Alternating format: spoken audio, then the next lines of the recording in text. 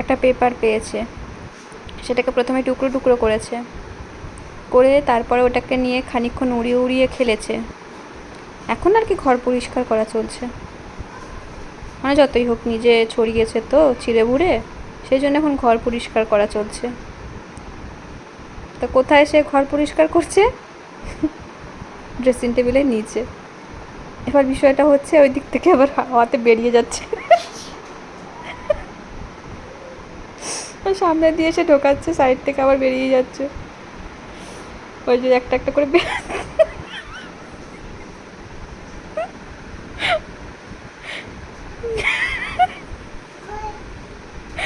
আমি ওর যে কটা ঘুরঘুর করছে কাগজ ওখানে সব কটা ঢুকিয়েছিল এখান থেকে। এই যে এই ওখানে হাত দিস না, একদম হাত দেবে না, ভেতরে হাত দেবে না। কালকে একটা পোকা ধরেছিল, মনে আছে তো? ঘর পরিষ্কার করছে একদিকে, আর হচ্ছে কাগজগুলো আবার ওই পাশ থেকে বেরিয়ে যাচ্ছে, বেহায়া কাগজ। ও ঘর পরিষ্কার দেখ আবার কুটি কুটি করছে কাগজগুলোকে।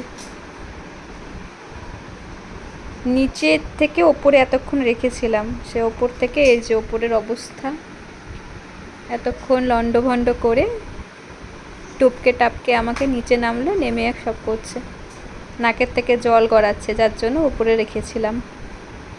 আর বলেছিলাম বাবা শি পেলে নিচে যাস, হ্যাঁ? তা নিচে গিয়েই ভদ্রলোকের মতো শি করে দুম হয়ে যাচ্ছিলে কেন মা? দুম্বা? ওর মুখে দুম্বা কথাটা শুনতে এত ভালো লাগে। এ বাবু শোন, বাবু শোন, দেখি তো বলবে। এদিকে শোন, এদিকে শোন, শোন না বাবা, দেখি আমি একটু পড়ে গিয়ে কিছু বলে কিনা। ও বাবা, উফ, কি হয়েছে মা? কি হয়েছে মা? কি হয়ে গেছে? কি হয়ে গেছে মা? উফ উফ, মা কি হয়ে গেছে? যা বাবা, মা কি হয়ে গেছে? দুম হয়ে গেছে না দুম্বা?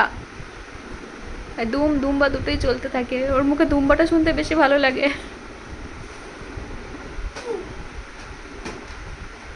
এতক্ষণ মাথা নিচু করে সেই কী সব কেদারি করছিল, নাকের থেকে জল গড়িয়েই যাচ্ছিল। কি হয়েছে, হাতে ব্যথা পেয়েছো? ও মা, ষাট ষাট ষাট, হাই তুই ব্যথা দিয়েছিস, দুষ্টু বুড়ো। ব্যথা পেয়ে যাবে মা, ব্যথা লাগে যাবে।